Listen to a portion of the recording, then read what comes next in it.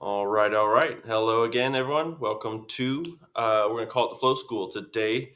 And in the classroom, we're going to be learning a lot more about the numbers involved with what we do with attic ventilation every single day here at Flow Roofing. And want to make sure that you installers out there have a good guideline for what you should be doing on roofs. As we're driving around Portland, we're seeing 50 different approaches to the same exact method, which is horse shit. So you balance your systems as close to a 50-50 ratio with a tolerance of a 60-40 according to the manufacturers. And what we've seen is that a little bit more of intake on that 60 number is going to be a benefit to the property for optimization reasons.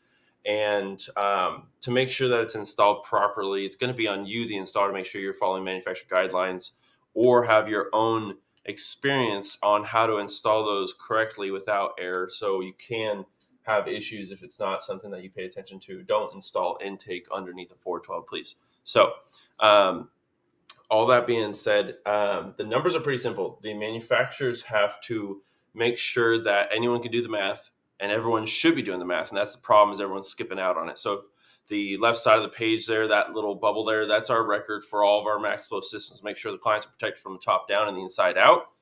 And specifically to make sure that manufacturers can't pull the rug out from underneath any sort of client for any sort of premature, shitty product situation.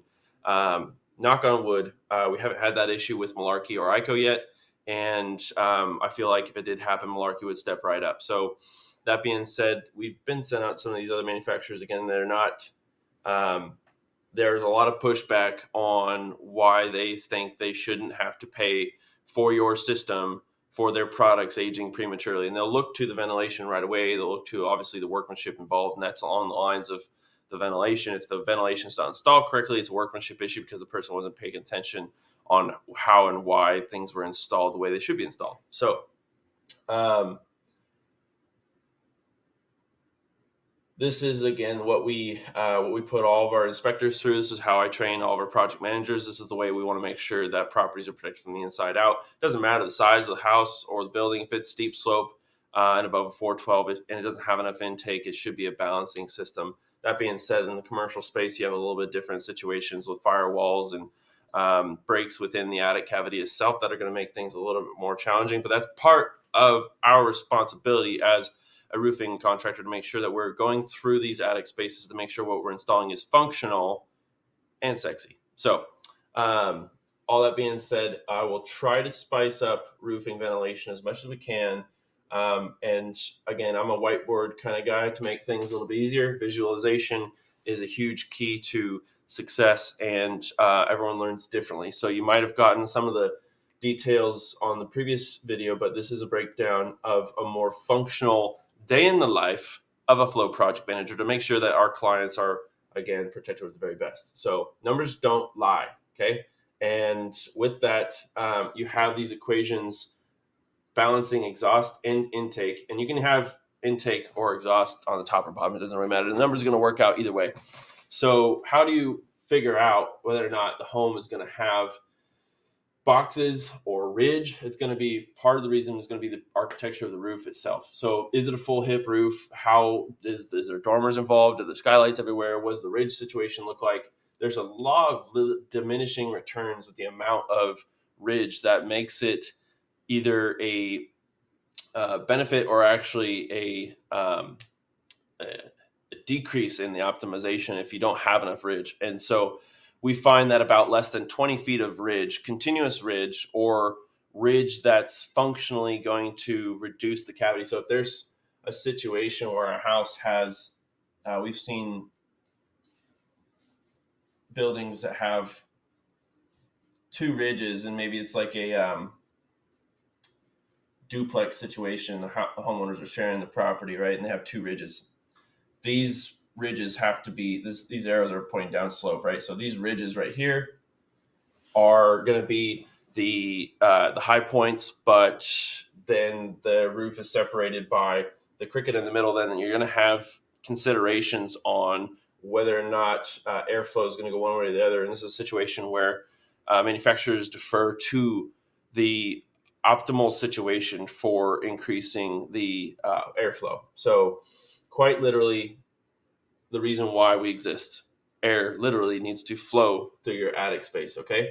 It's built into the code, and there's different standards. Unfortunately, in the U.S., builders are mostly sticking to that 1 to 300 ratio, and that's going to come a number that we'll explain here in this middle example, because in the 60s, building materials began to increase in quality from the standard single panes. I'm sure then something was introduced with building envelope engineering that made it such that people decided, architects or designers or manufacturers who are lobbying for whatever, that ventilation was going to be important. And I'm sure it's something relating to organic growth, health considerations around moisture that was creating a health concern. So when there's enough pushback on any topic, hopefully, generally, the public will get antsy enough to create change, right? And so that's where attic ventilation comes from for the most part. And with that, the amount of ridge, the law of diminishing return for the amount of ridge happens at the 20-foot mark. So if you have any sort of 20-foot ridge and you have the best ridge vent that you can possibly afford, you're going to be looking at about 360. What is it? Oh, I hope my math's right. Versus, and that's going to be NFA, net free area. So the fundamentals of any unit measure for attic ventilation is going to be net free area. What's the volume of air that can flow through a penetration at any given time? Okay. And I hope I'm not bouncing around too much. We're going to break down the granularities, and then we're going to break into the math to make sure that you guys have the proper approach. But this covers about 80% plus of the roofs that you'll ever experience out in the field. Whereas when it gets to be customized, then you have to break things down and compartmentalize things, and then you have to optimize every single individual aspect of the roof as it's broken up, as it's its own individual system. So it can be a little bit tedious, and you don't always get the single-family, single-story ranch homes with a single plane, 2 planes. So let's take also into account that maybe this ridge could fit up to 10 boxes, and you're trying to optimize it. And for this example, we'll just keep the boxes small at 38 NFA. Your boxes will come in your turtle vents, your box vents will come in 38 to 60 NFA. There's some different products out there that we are not necessarily fond of that go above and beyond that. And as far as I can tell, from what I can see, the manufacturers are actually suggesting that those be used as intake more than exhaust. So if you guys have any questions, comments, or recommendations on that, feel free to let me know. We'll go ahead and take a look at it and break it down for you. So you have 10 boxes at 38 NFA. The math is pretty simple. You're going to have 380 NFA. And I believe my math is good on that top ridge, hopefully. So pretty close. 20 NFA, literally talking about the difference of a single bird block on the entire system. So as a 50-50 ratio, when you're talking about the pros and cons, the breakdown of that ridge example is going to be pretty even. So you need to have 20 feet of ridge on a property to make it worth going toward a ridge vent versus the boxes.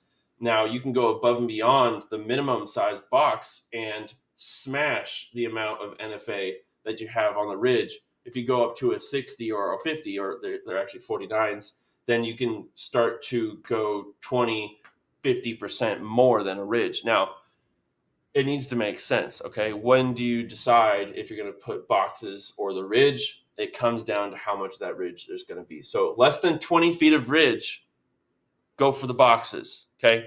In between a 2-foot on center truss, you can put a box, and on the next 2 foot, you put another box. And if you got 20 feet and there's 10 boxes, because you divide them by 20 feet on 2 feet on center, then you should be able to fit those 10 boxes. Now, if you're trying to do an optimization, okay, and this is a very small home property example, just to keep the numbers simple. Otherwise, you get something super custom and broken up, then there's going to be a completely different approach, okay? So All you GCs out there, all you subcontractors out there, make sure you're talking to your GCs about baffling. If there is too broken up, make sure that blown insulation is going to be blocking your intakes on your soffits, and or that you've got a proper plan for how that air is actually going to flow in so it doesn't get blocked, so it's all functional. So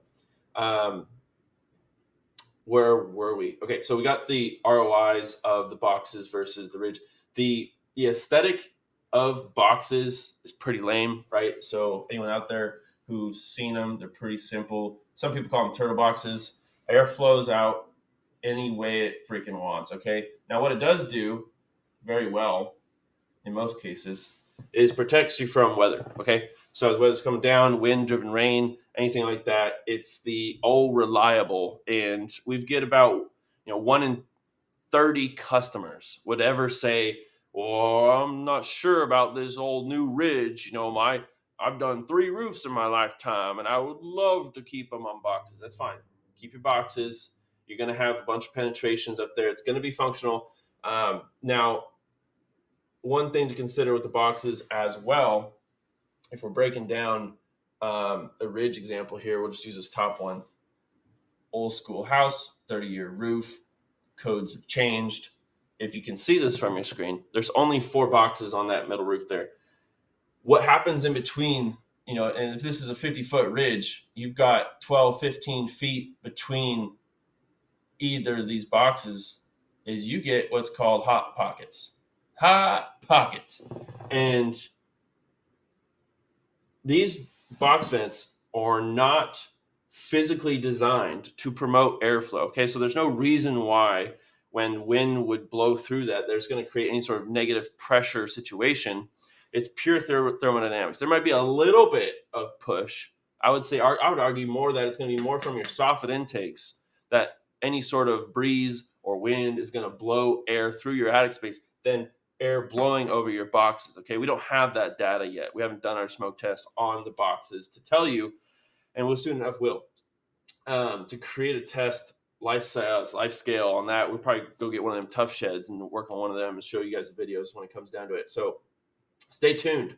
So you get these hot pockets between your boxes, and you would actually, in reality, if it was built to code, even if it was like a post 60s house, you'd actually have 5 of these. So, and I only say that because if it's a true 50 by 30, then you have 1,500 square feet of attic space. Granted, you don't have any eaves or soffits. We're just taking that as the true attic space there.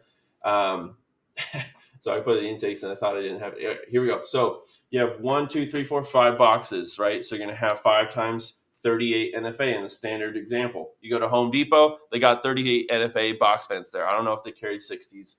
And they're generally plastic. They carry some metal, I think, but you shouldn't be using the Home Depot stuff for your roof, okay? Stay away from the shingles. Stay away from all that. I suggest it is in your best interest to get a higher quality product than a box store product for one of your biggest assets or something in your portfolio that you might care about that has an ROI that you want the best bang for your buck on, okay? No box store stuff here. So you got 5 boxes up top. They're going to have 10 feet between them, each other, and they might be 3 or 4 feet away from the gables.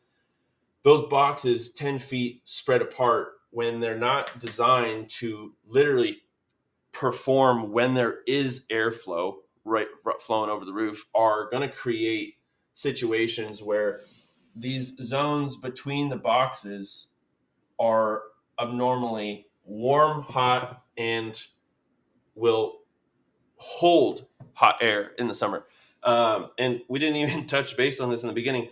The purpose of ventilation detail is not necessarily all temperature related to the summers. It's humidity in the winters. And with that being said, all too often you get your damn truss structures on these things. People are zip tying, like builders.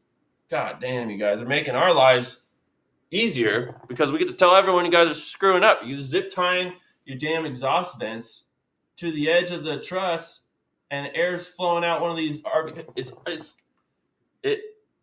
It makes it easy to point out the issues when the standardized process now is sealed systems, closed systems for better airflow, specifically around flapper vents. They're going to be related to like bathroom fans, etc. So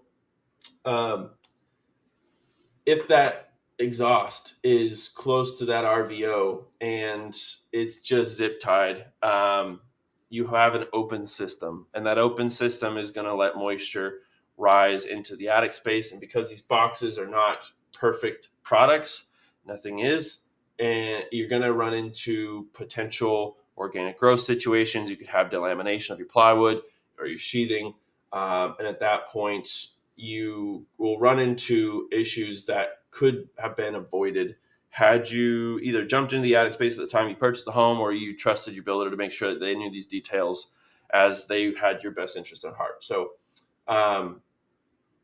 we're jumping around everywhere, and I know you guys might be lost in the sauce. So we're going to move on to breaking down the example with the 50 by 30.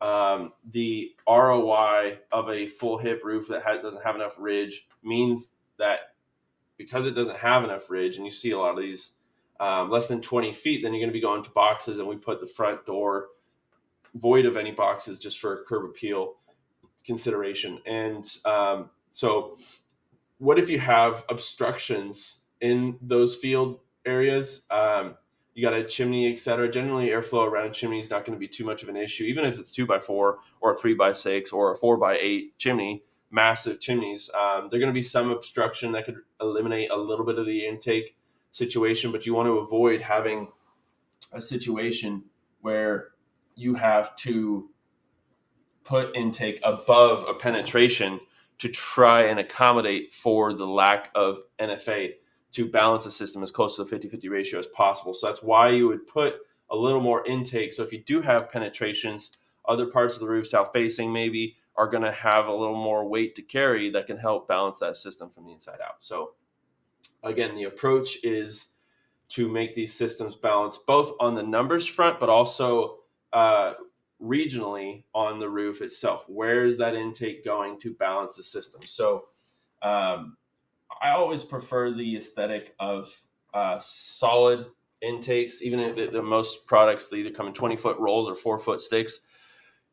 You want to have a clean line on your roof. You don't want a bunch of broken up eyebrows. And so if, depending on the size of the roof, ideally you would want to do continuous intake lines, whether or not you even cut those intakes completely to make the NFA balance, right? So if you have more eave than you have ridge, and you had to make a choice of whether or not you wanted to be broken up because you only needed maybe a couple 8 to 12 foot lines versus a solid 30 plus foot line of intake, then I would prefer to have you connect the two 8 to 12 foot, 16 foot intakes in the middle to make it look like it was a solid line, right? And the numbers with the math would help make that obvious on whether or not you're going to be either connecting them or not. So some people be like, oh, fucking rip it all the way down. Cool. Well, you can actually have too much intake. The difference between like 8 and 16 feet on a system isn't really going to make or break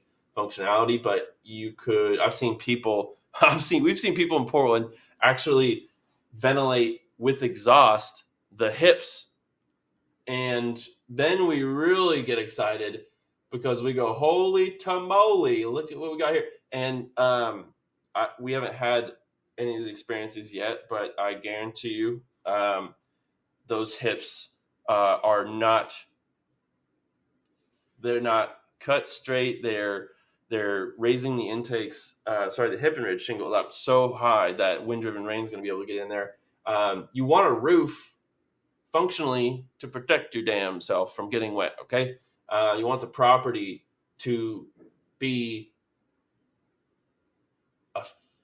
last another 30, 50 years plus without having any issues, okay? So you don't want to make excessive penetrations when it comes to the hips if you can help it. Why would anyone ventilate a hip?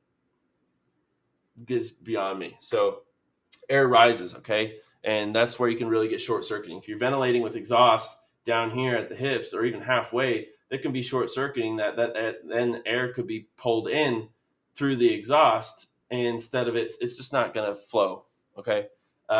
Maybe some of you guys have a different experience or no explanation. Please go ahead, shoot it over. We'll take a look at it again. Roast me on that, please. Let me know. Otherwise, that's not the way we flow. So let's break down the formula. Okay, so if you have a 30 by 50 attic space, you have 1,500 feet, hypothetically, of attic space, which makes the numbers really easy for a 1 to 300 ratio versus a 1 to 150. The 1 to 300 ratio is standard U.S. code. That's what all the builders are going to be using. That's what they love to say. Oh yeah, we got it to code. It's 1 to 300.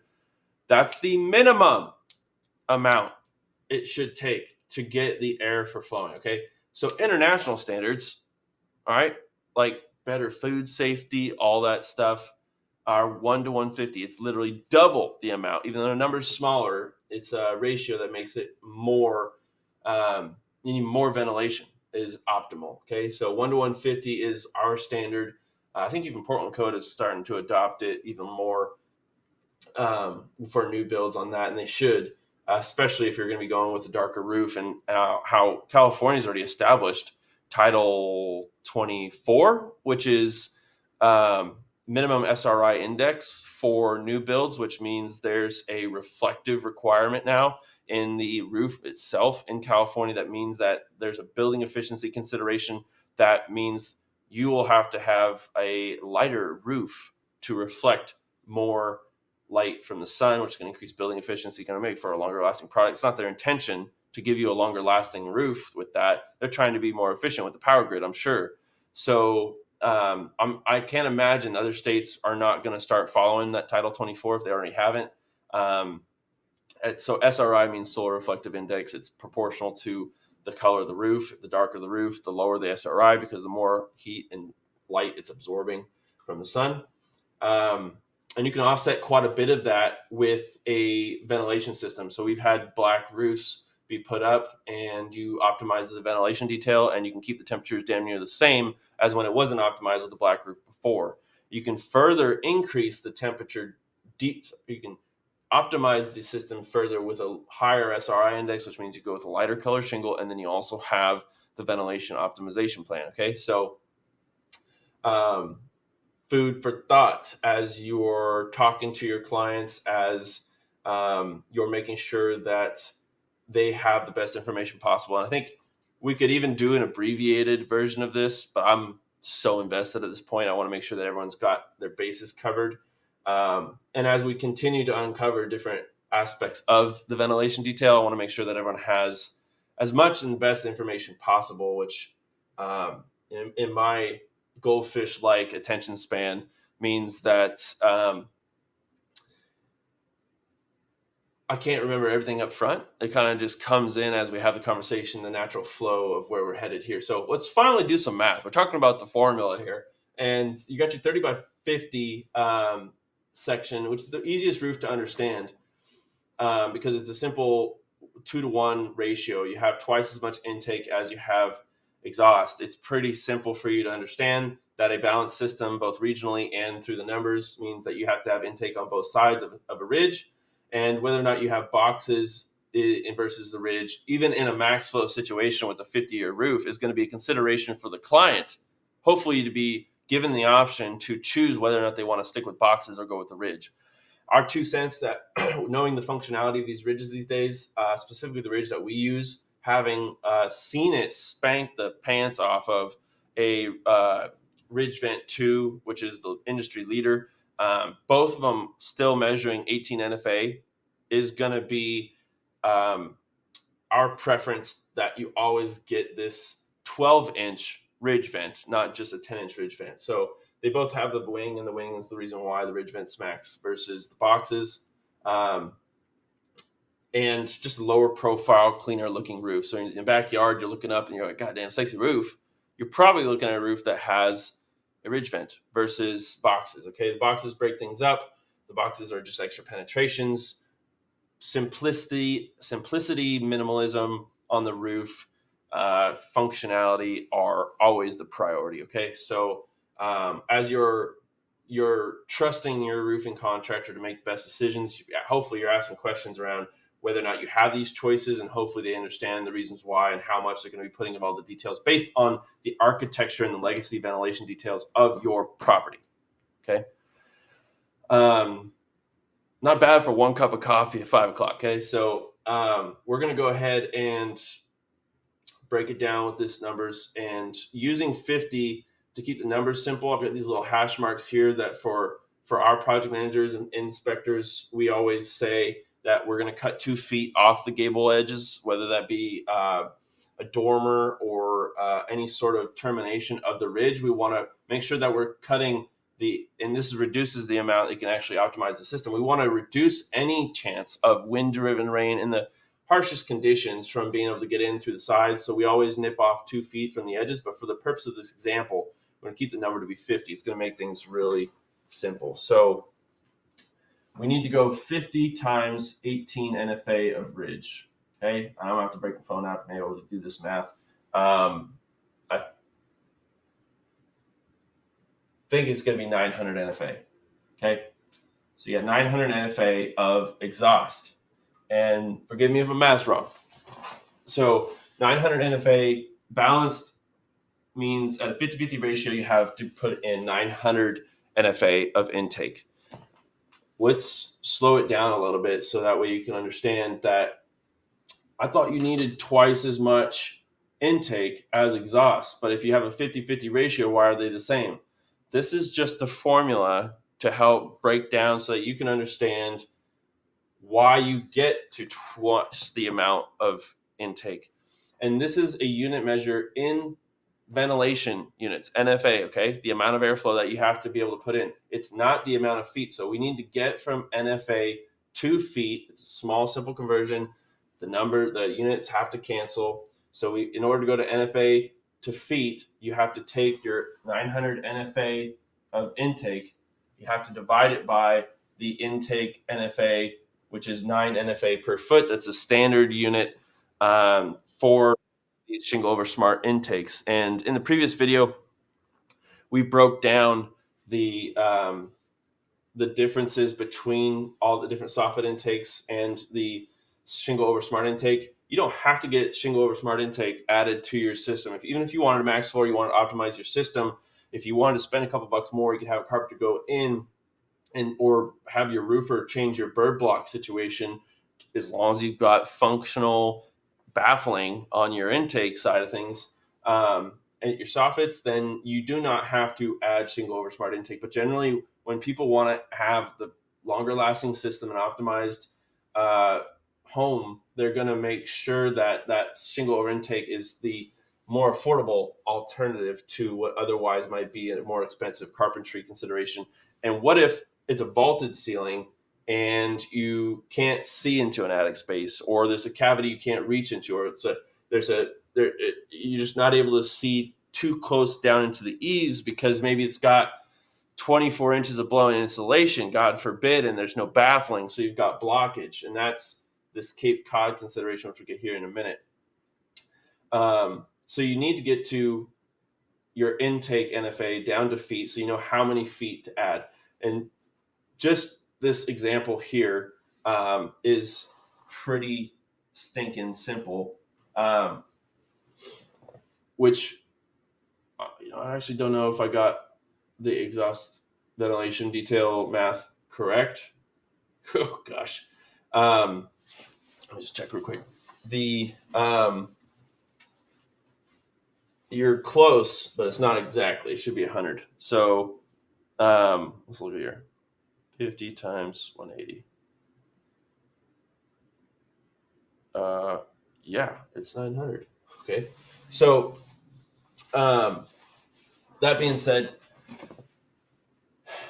you're going to need to balance the system with 90 feet of intake, which is damn near twice the amount of exhaust. That makes sense? I don't know why it's not an even 2-to-1, because we're assuming that there's zero legacy intake here, right?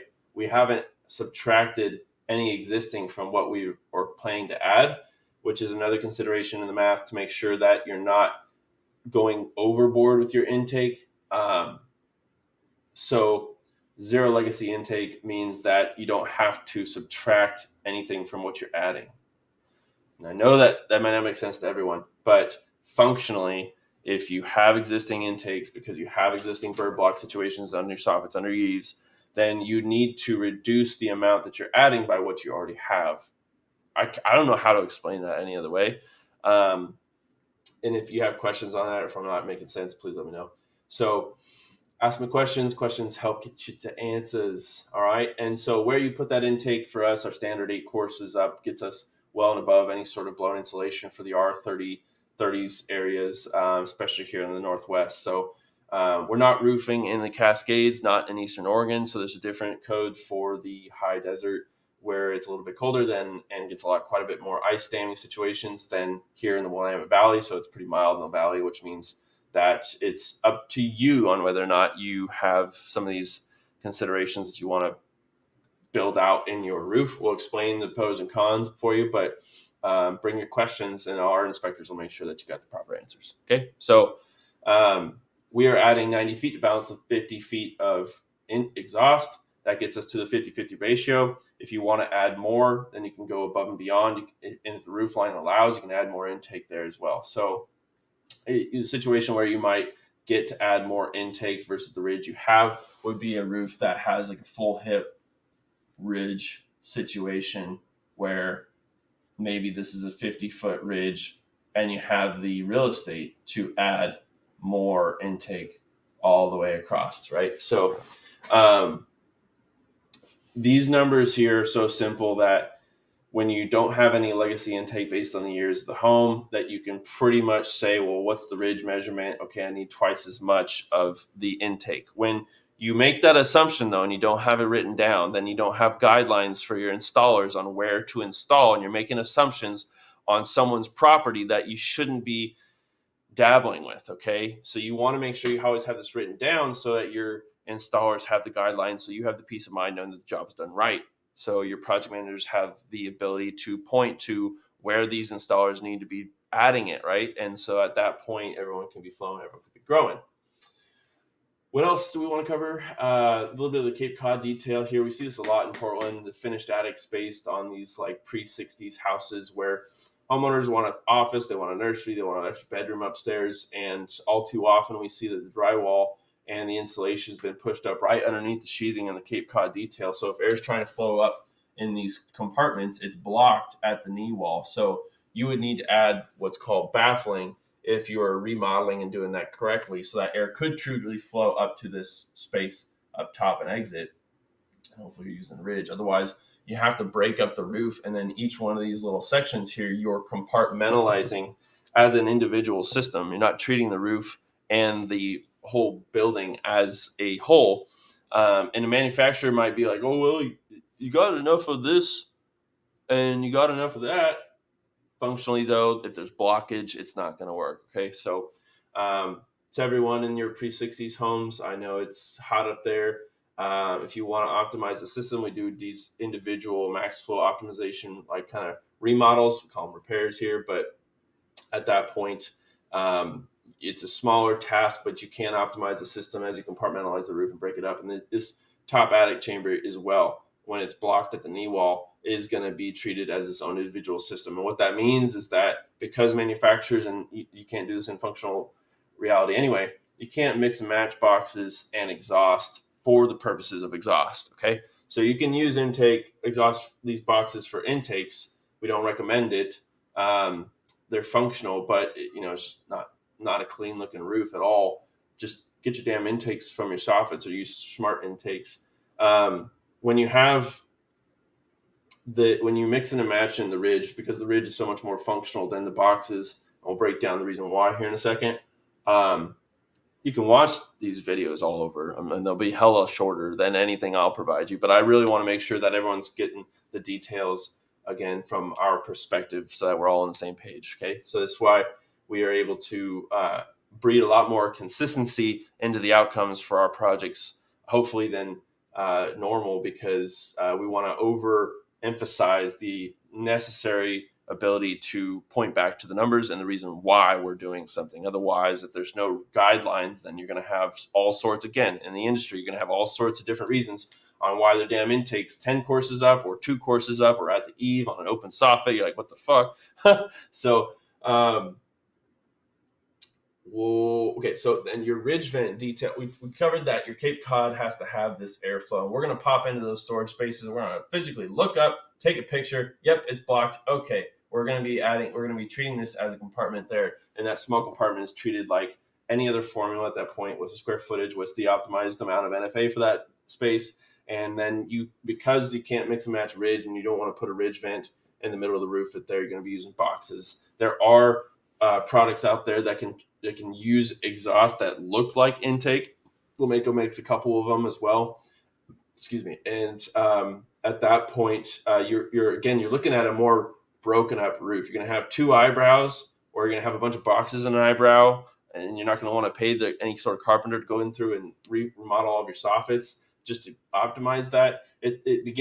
People get lost in the sauce when it comes to ventilation in their particular home. Because ultimately, it all comes from a good place. They want the best. We want the best for you, but ultimately, every project's different. We don't do these calculations until you're serious, ready, but move forward. And then we go through, we optimize your system. You say, hey, I want the max flow. I want the best warranty. I want the longest lasting system. I want the most efficiency. I want peace of mind. Okay. You want the max flow system. We're going to give you the sauce to make sure on the back end we're doing everything we can to make sure that the installers are doing everything they can to make sure your property is protected from the top down and the inside out. So why is any ridge that has a baffle or a wing better than the box? I don't know, can you see this a little bit?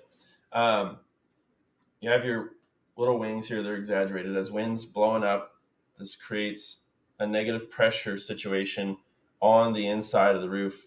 And you have your cut about 3 inches across that pulls the air out of either direction. So you have your ridge vent on top there. It's about 1 inch tall. These baffled little wings are the key to success. And you say, well, let me see what type of exhaust you're installing there, Mr. Contractor, Mr. Roofer. Not all products are created equal. So you have some of these situations where in the ridge vent itself, maybe it's a roll-on product. God forbid you're using any sort of foam roll-on products there. I don't know if I'm allowed to call out products, but Qualtrics is a garbage ridge vent, and it's just functionally it smushes over time. It doesn't have the wing. It's a filter that'll clog over time. We've seen moss grow on it here in the Northwest, and yeah, your competitor MaxFlow system on paper is going to look way cheaper, but if they're using cheaper products, you're going to have a worse off situation, a shorter lifespan on the roof, more headaches and possible leaks if you're not using quality product. That's going to make it not worth it in the long run. Now, if you're in a situation where it's a fix and flip and if someone's trying to push this product, I would still be wary. Okay, if you might as well go with the boxes, I would suggest go with the boxes, not try to fuck with cheap products. When it comes to the ridge vent and the intake vent, especially when it can be smushed down and doesn't function nearly as well. So we were talking about this is formally known as the Bernoulli equation, and the Bernoulli equation is the reason why air will lift on a plane. It's the same reason why when wind blows over this wing, it creates a negative pressure that pulls that air, lifts it out of the attic space, which is then going to create a negative pressure situation that pulls in cooler air at your intakes closer to your soffits or your smart intake. At that point, you've got a balanced system when it's done right. So biggest key takeaways from this ventilation training is that I don't follow any sort of linear. I mean, if I would have went through some bullet point situation for a PowerPoint presentation, we could have been a little more linear on our approach, but we covered a lot when it comes down to this, and there's still different considerations for different products out there. There's different considerations for different roof styles. This covers about 80% of the roofs that we encounter here in the Northwest. And if there's something custom, we break it up into its separate little parts. We optimize appropriately. So this is the way we flow. This is the way we grow. And we do these trainings weekly for our techs, for our repair techs, for our project managers, for our inspectors to make sure that they can help answer any of these questions out in the field for you. And hopefully you've got some functional eaves out there. Hopefully you're not having too much blown insulation block that. Hopefully your builder's left enough room underneath your cathedral ceilings, your vaulted ceilings to let that airflow underneath. Hopefully you're choosing to use better products. Hopefully you're choosing to make sure that your contractor, your installer is actually doing the math to make sure your property is properly protected. So battery's going to die here soon. We're going to call it right there. Again, if you have any questions, we'll be here for you. And appreciate you guys following. Hopefully you're all growing. Take care.